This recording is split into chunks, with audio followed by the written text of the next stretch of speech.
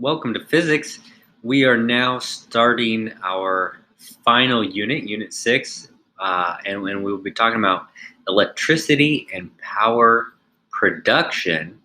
And so our first activity then is a bit of an overview. And so there's some vocabulary, and I'm really just trying to make sure we have a foundation to what electricity is before we start kind of talking about power and how we use it in our society. And so we'll go ahead and get started with our electricity and power introduction.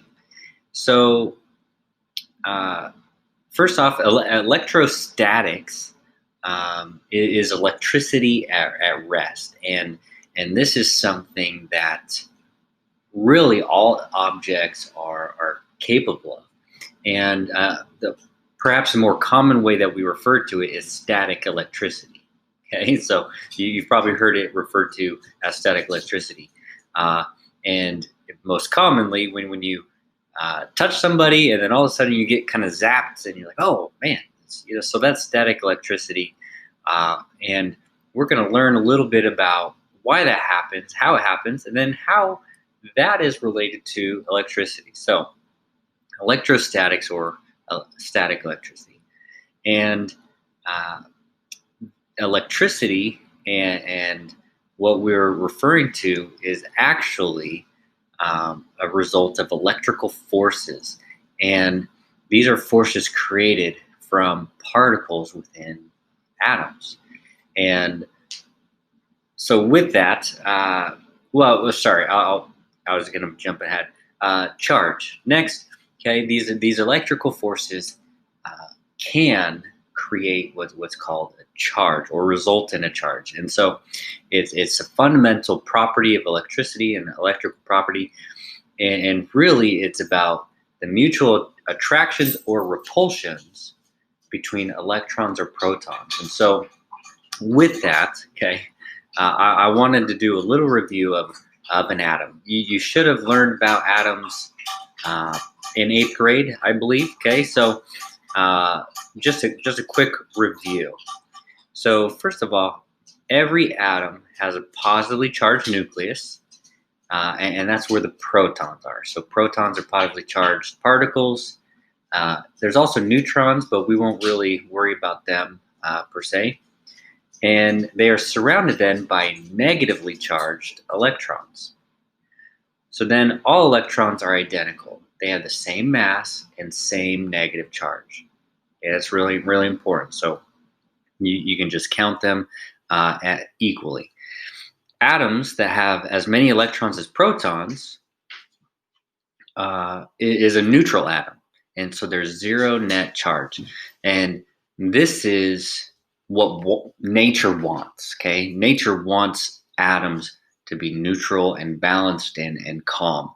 And it's when electrons start moving, okay? So atoms that have an unequal number of electrons and protons, it's called an ion. And so when electrons start moving, this is when an electrical charge is created.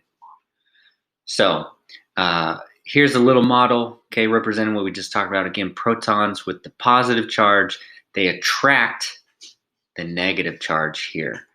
And so another example, okay, they're moving around the outside, and this is referred to as electron cloud. Okay, so they're not necessarily in these perfect little circles, but it's more, think of it more of a cloud.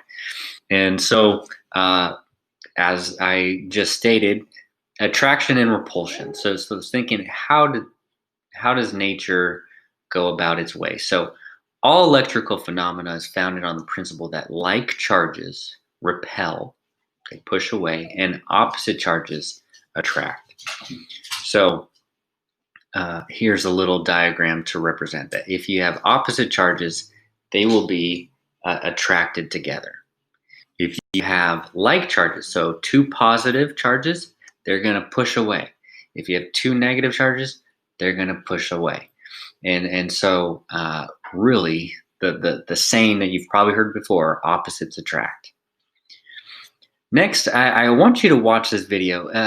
Again, it really is kind of going to go over what I just shared, but it'll provide some more examples and some better visuals.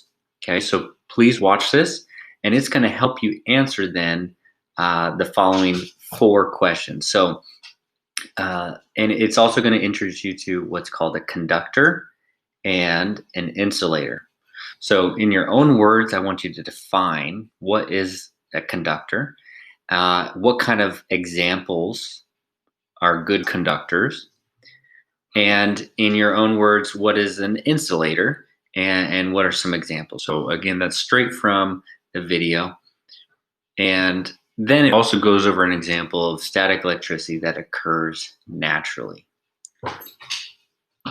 So, with that, then, I wanted to introduce you again into some vocabulary that you're going to hear when you talk about electricity and power, and so I'm giving you more than what we're going to need in some cases, but the reason is I want you to have an understanding of where it comes from. So, just like we talk about with potential energy in our energy unit, we have what's called electric potential. And this is a measurement of the potential energy per charge. So how much energy can be basically created or used per this charge of either a positive or negative charge. And the unit of measurement then is going to be volts. And so you're going to hear it referred to as voltage or volts. And really, again, it's the amount of energy per electron. But because electrons are so small, it's not just a single electron. It's actually 6.24 times 10 to the 18th electrons. And it's a very specific number that was really founded by a physicist. And it's referred to as Coulomb's number. And so, again, we're not going to use this. I'm not going to ask you to do calculations with this, but I want you to understand, okay, this is a set amount of electrons that is basically equal to 1 joule of energy, or 1 joule of energy with that many electrons is 1 volt, is how I'm trying to say. So we have volts, and to simplify it, it's really the energy with the electricity or potential energy. Then with that potential energy, well, we need to do something with it, right? That's the goal when we use electricity. We want to power our lights. And so for that, we need what's called an electrical current. And electric current is the flow of electric charge. So electrons will have a tendency to flow through conductors like wire with ease from the voltage source to the opposite end or through a circuit. So since I mentioned voltage source, I'll just jump down to a couple of examples. So batteries, okay, they are going to be creating a voltage. They are going to be, again, with another way of saying that, they're going to be creating an electrical energy. And so batteries do this through a chemical reaction that occurs inside, and it releases that energy. And then generators, typo, convert mechanical energy into that electrical energy. And so we don't need to go into the basics of how a generator works or how a battery works right now, but we know that they create this electrical energy for us, or they allow us to utilize electrical energy.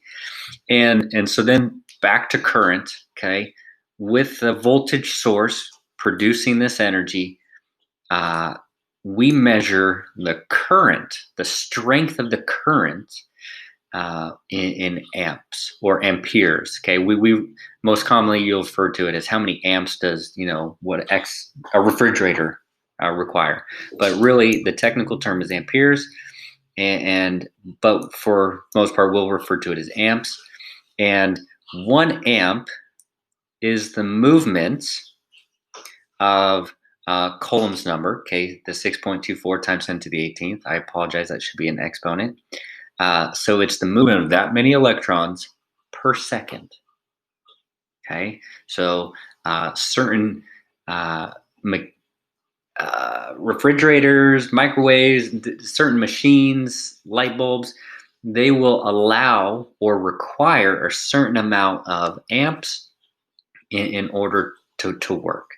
Okay, and more precisely, they will need a specific amount of amps with a particular voltage. So you can have a lot of amps with a low voltage, but in most cases, you'll need a certain amount of amps with a certain amount of voltage in order to create our power. And so that brings us down to our electrical power. And power, the technical, is the rate at which electrical energy is converted into another form of energy, such as mechanical energy, heat, which would be thermal energy, or light. And so this is going to be measured in watts. Okay, so when you're thinking about, okay, how much power does this require? You want to know the wattage or the watts. And so the equation to calculate electrical power is how much current does it require times how much energy or voltage. Okay, so if you know the number of amps and the number of volts, you can multiply those two to determine how much power is required. And I want us then to practice. Okay, so let's practice calculating electrical power from common household products. And so the first one, common household refrigerator, requires electrical current of 6 amps with a voltage of 120. So how much power is required to run the refrigerator? So again, if my equation is watts, that's how much power I'm trying to determine, okay, is going to be amps times volts. Okay, so 6 amps times 120 volts. And for the record, you're going to get volts a lot, or 120 volts a lot. That's a very common household number, okay? And then so you'll do your math there. And don't forget your units, okay? So again, there's an example. You just plug in those numbers. Then I kind of have a series of questions here. A traditional incandescent light bulb will require half an amp at 120 volts per hour. How much power does it require to be on for 1 hour? So again, this is the necessary requirement for 1 hour of being powered, okay? And we can calculate that wattage. I'm then going to continue the scenario, okay? And so in comparison to that incandescent light bulb, which again, very traditional, old school kind of light bulb, with a newer efficient LED energy smart bulb. So it has different wattage. Okay, I actually give you the watts on this one. You don't have to calculate it. But I want you to compare how much energy, how much power, I should say, can you save by using the energy smart bulb compared to the incandescent. And so to do that, you need to assume that the lights are on for 10 hours per day. Okay, so little sneak peek, you want to multiply the wattage per hour times the hours per day, and then we'll use 365 days a year. Okay, so you should be able to calculate that. That's kind of a little challenge I'll put on you, but I can help, so let me know if you have questions. Once you find that number, okay, I want you to think about, well, okay, so we saved this amount of wattage. What does that mean as far as money? Because power costs money, right? We don't just have unlimited power, and so we have to pay the electric bill. So a kilowatt hour, power companies will not do wattage Okay, a price per watt, but they will do a price per kilowatt, which is again 1,000 watts, and that costs 10 cents. Which may not sound like much, but when you think about all the power for just a home, and oftentimes the heating and everything that's constantly running, we go through a lot of kilowatts. So that if that costs 10 cents, how much money would you save on your electric bill by using the Energy Smart Bulb? Okay. And then we're going to take it a step further. An Energy Smart Bulb's lifespan is 22 years compared to an incandescent that has a lifespan of 1 year. That's being pretty generous. It was actually less than that, but I rounded up to keep it simple. And a single incandescent bulb was about $1.50. Okay, so I wanted you to think about how much would it cost in your electric bill to have an Energy Smart Bulb for 22 years, and how much would it cost you if you were to replace an incandescent bulb every year and run that energy bill every year. Okay, so that's kind of a big finale there. And then a little bit of challenge problem. Instead of how many watts, okay, how many amps does the microwave require at a 1200 watts with 120 volts? Okay, so that's a little bit of a challenge problem to rearrange the equation I've given you.